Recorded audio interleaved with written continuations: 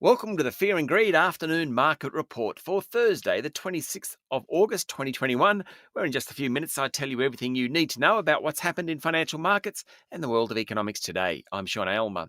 The S&P ASX 200 closed down 0.5% today to 7,491 points. It was a very busy day with utilities and materials companies falling while communication services groups rose. CSL and the big miners didn't do so well today, nor did the banks, with the exception of Commonwealth, which ended up 0.7%. Wesfarmers was up 1.2%. Woolworths rose 0.4% after announcing a $2 billion share buyback using the proceeds of the float of its liquor and hotels business, which now trades as Endeavour Group. Woolworths announced a 20% jump in net profit, though its boss, Brad Banducci, said this financial year was likely to be tougher. Its offshoot, Endeavour, said underlying earnings were up on last year. People drank more. Qantas announced a massive $2.35 billion loss, which was bigger than expected. But CEO Alan Joyce, who seems to always be optimistic no matter what's going on, outlined a schedule for the return of international flights, including routes to North America, the United Kingdom, and parts of Asia before the end of the year. We can only hope.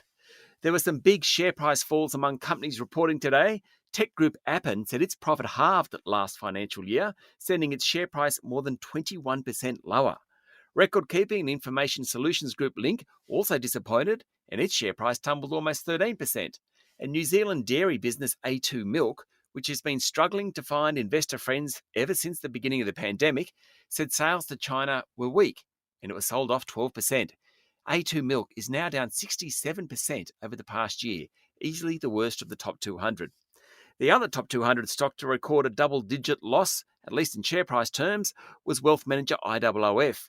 It ended the day down more than 10% after its disappointing earnings result. In sharp contrast, shares in vitamin group Blackmores jumped more than 15% after it said sales to China had risen, lifting its earnings. Whitehaven Coal's share price was next best of the top 200, up 5%, while the travel companies also did well. In economic news, Australian business investment rose a stronger than expected 4.4% during the June quarter against market expectations for a 2.6% increase. That'll help the overall economic growth rate for June. That means the economy, in all likelihood, grew during the June quarter, and that means we'll probably avoid a double-dip recession. And payroll jobs fell 2% over the 2 weeks to July 31 and are down almost 4% over the month. It's not surprising given the lockdowns in New South Wales, but other states are being hit too. The Australian dollar is trading at 72.5 US cents, and just quickly recapping Wall Street, the S&P 500 finished up 0.2% this morning. The Dow Jones Industrial Average and the Nasdaq were both up 0.1%. That's it for the afternoon market report for Thursday, the 26th of August 2021.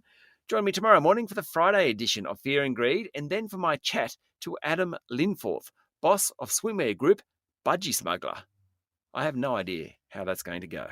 I'm Sean Aylmer. Enjoy your evening.